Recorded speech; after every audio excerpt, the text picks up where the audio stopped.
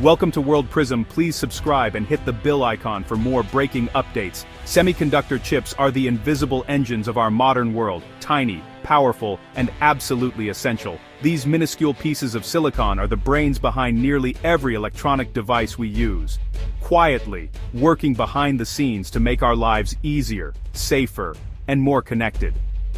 They power everything from smartphones and computers to cars and industrial machines. Whether you're streaming a movie, navigating with GPS, or driving a modern vehicle, chips are at the heart of it all. Even the most advanced medical equipment and renewable energy systems rely on these tiny marvels. For Europe, a reliable chip supply is not just about convenience, it's about economic survival and national security. Chips are the foundation of digital infrastructure, and without them, entire economies can grind to a halt. They're also crucial for defense systems, communications, and critical infrastructure. The global supply chain is fragile. One disruption can halt entire industries, as seen during recent chip shortages. When factories paused production, the ripple effects were felt everywhere, from car dealerships to electronics stores, highlighting just how dependent we are on a steady chip supply. Europe's heavy reliance on foreign-made chips, especially from Asia, exposed vulnerabilities that threaten jobs and entire sectors, particularly automotive. The shortage revealed how a single bottleneck could jeopardize thousands of livelihoods and disrupt the continent's economic engine. This crisis forced European leaders to rethink technological sovereignty, realizing that control over chip supply is as vital as energy or defense. The ability to design and manufacture chips domestically became a top priority, sparking new investments and policy changes across the EU. The stage was set for a dramatic confrontation, with Europe caught between the tech ambitions of the US and China. As global competition intensifies, the race for chip independence has become a defining challenge for Europe's future. At the center of this drama is Nexperia, a Dutch company specializing in foundational semiconductors. These aren't flashy chips, but they're crucial for everything from cars to consumer electronics. Once part of Philips, Nexperia represents decades of Dutch innovation. In 2019, it was quietly acquired by China's Wingtech, placing a key European asset under Beijing's control. As US-China tensions grew, this ownership became a major concern for Dutch and European policymakers.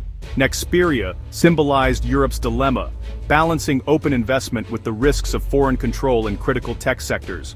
The Netherlands, home to both Nexperia and chip-gear giant ASML, found itself at the heart of global tech rivalry. Nexperia's Chinese ownership became a flashpoint, raising fears of economic vulnerability and foreign influence.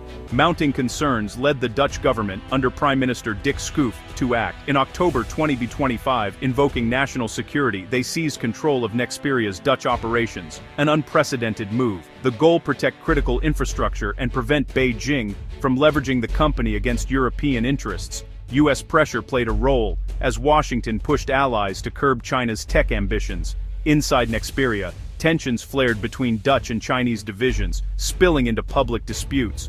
The Dutch hoped to surgically remove Chinese influence while keeping operations stable, but this bold move directly challenged China's strategic interests.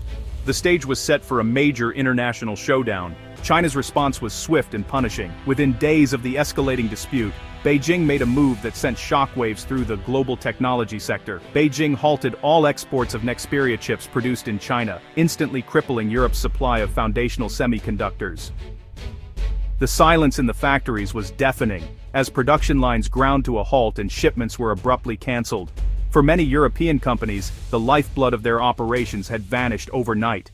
The automotive sector was hit hardest, factories stalled, billions lost, and thousands of cars left unfinished. Assembly lines that once hummed with activity now stood eerily still, with workers sent home and managers scrambling for alternatives.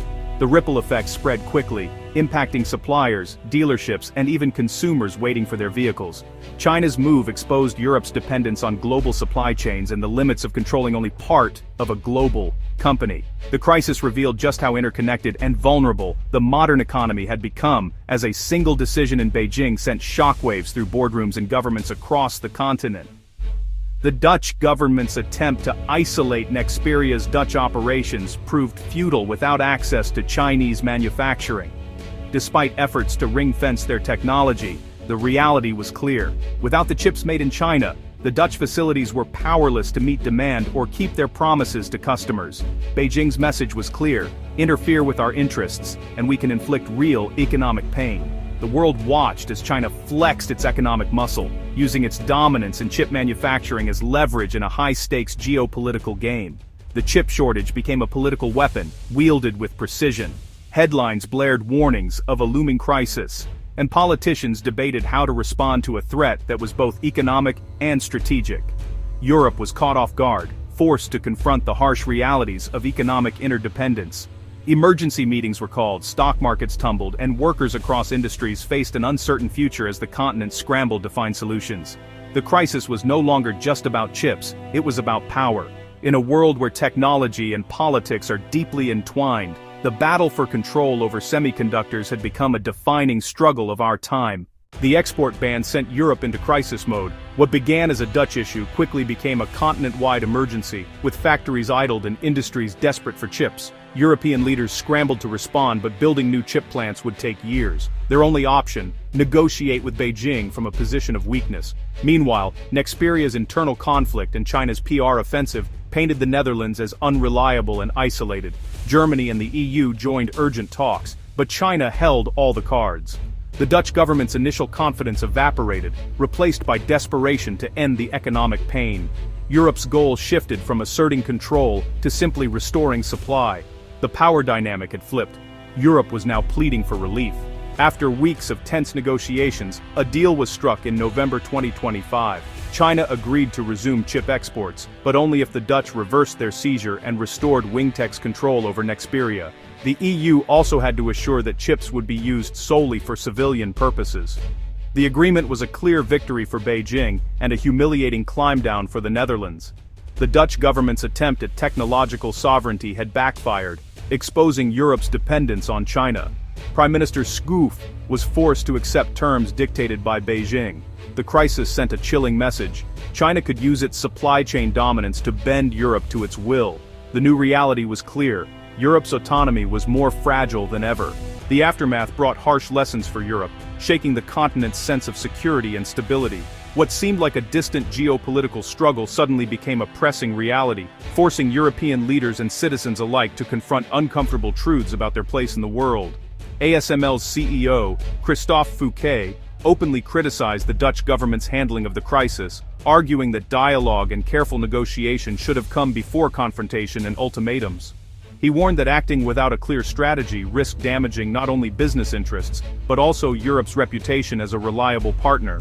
The crisis exposed Europe's vulnerability in the global technology race, and revealed the dangers of antagonizing a key economic partner like China. For many, it was a wake-up call. Europe's technological ambitions were built on fragile foundations, heavily reliant on foreign supply chains and external goodwill. Europe's attempt to assert its sovereignty and independence collapsed under the weight of economic reality. The continent's leaders found themselves caught between their ideals and the hard limits imposed by global interdependence. The episode highlighted the continent's precarious position, squeezed between relentless US pressure and the growing leverage of China. Every decision seemed to carry risks, and there were no easy answers. True strategic autonomy, European leaders realized, would require more than quick fixes or reactive measures. It demanded long-term investment in domestic manufacturing, research and innovation, steps that would take years, if not decades, to bear fruit.